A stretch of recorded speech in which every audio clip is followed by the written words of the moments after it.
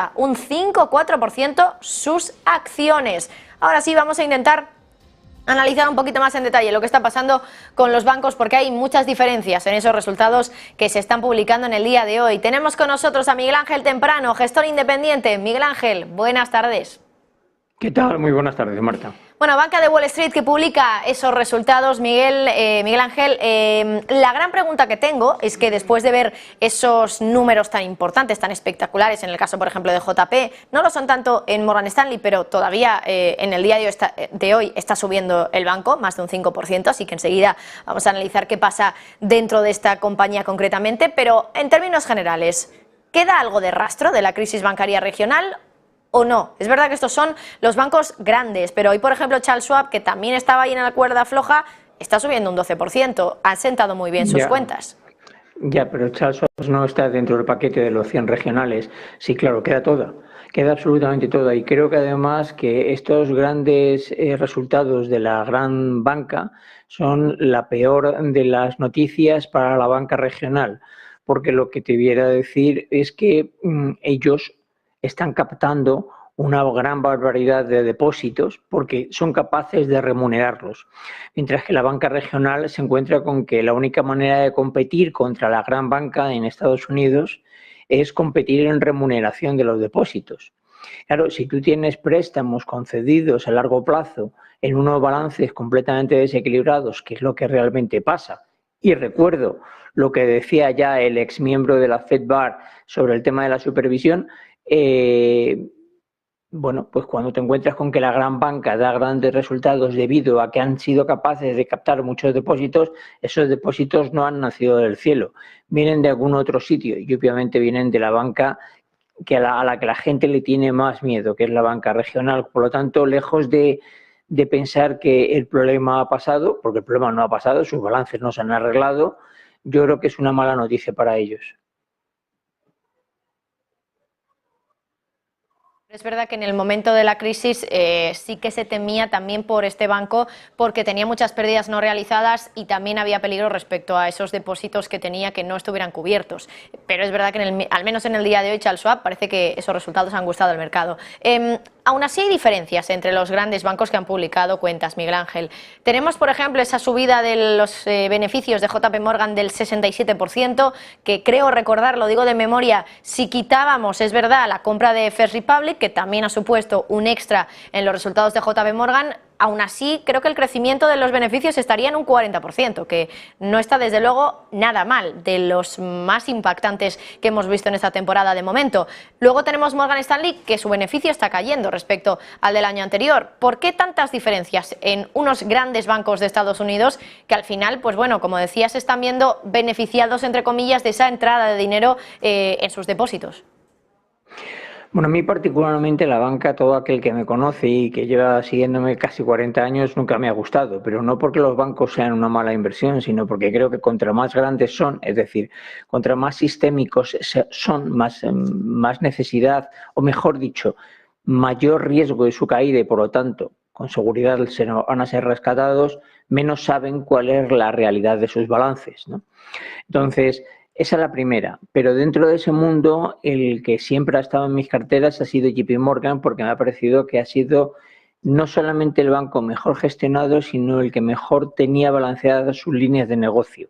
Y al final las líneas de negocio no son de mayor o menor crecimiento, sino de mayor o menor asunción de riesgo. Esa como parte inicial. Entonces, el que JP Morgan diese unos resultados buenos ayer, bueno, pues vuelvo a lo que he dicho antes, es porque él está encabezando esta subida, esta captación de depósitos porque el público en general o el cliente en general le conceptúa como el banco más sólido de todos. Esa es la primera.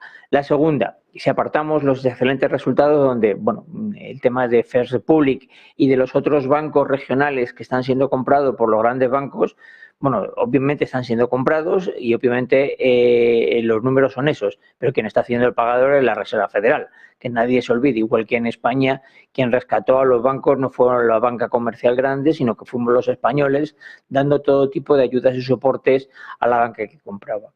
El caso de Morgan Stanley dice, bueno, han caído sus resultados creo que ha sido un 19 o un 13, ya me bailan los números, me da igual, pero están en doble dígito. Eso es muy malo. Pues obviamente uno es bueno, pero no es caótico y ahí se está viendo en que la cotización de hoy, muy lejos de hundirse, está subiendo. Es decir, lo que viene a decir de los resultados que estamos viendo es que la gran banca está sorteando muy bien los problemas o por lo menos le ha quedado claro a todo inversor que siempre va a tener el respaldo de la Reserva Federal, que ellos van a ayudar a la Reserva Federal con dinero de la Reserva Federal a resolver otros problemas, y no quiero que esto sea otra trabalengua, pero todo el mundo me entiende de que me estoy refiriendo a los bancos regionales, y que el negocio antes o después va a ir mejorando en ellos. Pero yo personalmente la comparación de los resultados de Morgan Stanley de este trimestre contra el mismo en el año anterior no lo veo tan relevante, sobre todo en un momento donde estamos en un cambio de tipos de interés brutales. No nos olvidemos que la Reserva Federal ha hecho 10 subidas de reservas consecutivas, perdón, de reservas de tipos de referencia consecutivos, que es una barbaridad, es que no ha parado. En ese escenario tan cambiante, el que haya sido capaz de dar unos beneficios sólidos, lo que demuestra es que el banco aguanta y que aguanta muy bien. Los bancos están aguantando, eso es algo que está claro, pero por ponerles una pega, Miguel Ángel, hoy estábamos haciendo un análisis que tiene que ver más bien con lo que pagan en los depósitos esos bancos. Y decíamos, ojo, porque en los últimos meses está subiendo mucho lo que están pagando. Hay un concepto literal que sirve para explicar cuánto de la subida de tipos se traslada a una subida en las rentabilidades de los depósitos, que se llama la beta de los depósitos, y decía también Jamie Dimon, lo decía el pasado viernes, que eso estaba empezando a aumentar.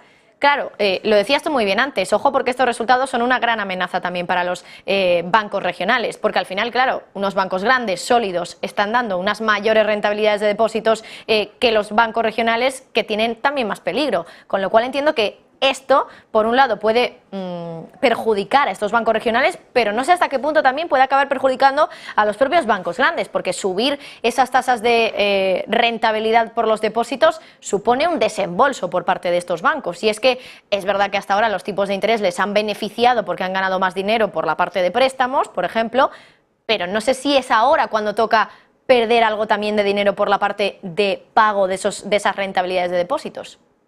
No, pero todo esto tiene que ver cómo tengas el balance compensado.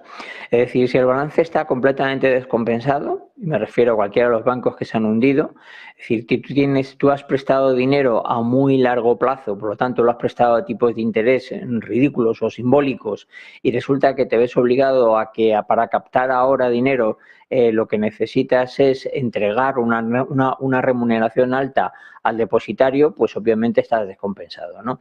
Si tu balance está compensado, y obviamente el ejemplo de JP Morgan, y lo he dicho anteriormente también, con las líneas de negocio, con los riesgos que tiene cada línea de negocio, la composición de tu beneficio, cuando tú tienes un balance que está suficientemente compensado y adicionalmente tu generación de beneficios también está compensada en ese aspecto, tu riesgo es menor.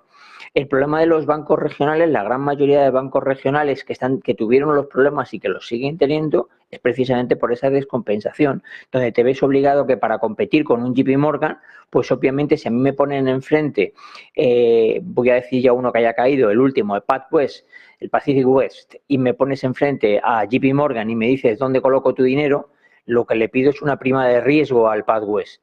Por lo tanto, me tiene que remunerar mis depósitos de una manera más alta de lo que me lo remunera JP Morgan, porque si no, la opción me parece que no merece ni la explicación.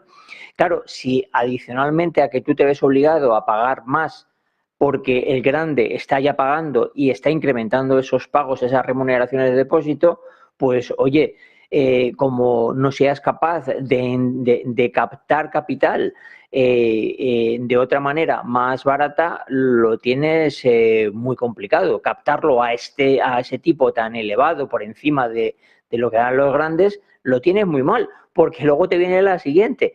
yo lo entrego. Voy a poner un ejemplo que va a entender todo el mundo. Lo entrego vía hipotecas. Lo mismo, es decir, si yo soy un cliente y tengo el PadWest y JP Morgan, y JP Morgan me la ofrece al mismo tipo de interés, me iré al que mejor me caiga el de la sucursal. Pero el PadWest está remunerando a sus depositarios más que JP Morgan, es decir, su margen de beneficio va a ser peor. Pero dicho esto, que para los regionales es muy malo, para los pequeños es muy malo, un balance bien compensado te va a permitir seguir la ronda, es decir, de que tengo que remunerar más mis depósitos, ¿vale? Los remunero más, capto o mantengo de una manera más consistente, pero también lo cobro vía préstamos a los clientes. Y si tengo compensado una cosa y la otra fundamentalmente en el tiempo, la solidez de mi balance será constatable. Si no, pues tendré problemas. Se supone que esos son los test de estrés, ¿no?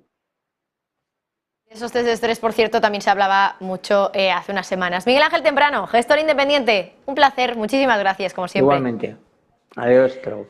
Bueno, y más cuestiones.